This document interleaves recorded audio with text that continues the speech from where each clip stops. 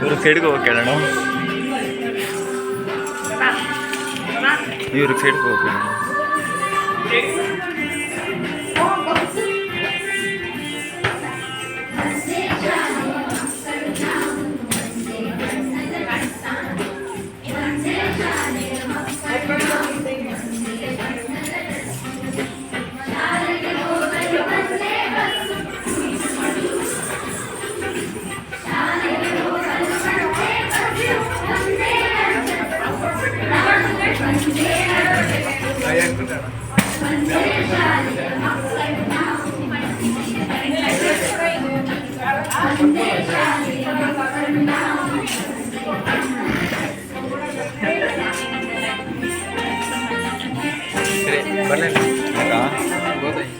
ಬರೋದು ಯಾಕೆ ಗೊತ್ತಾ? ಇರು ಹೋಗೋಣ.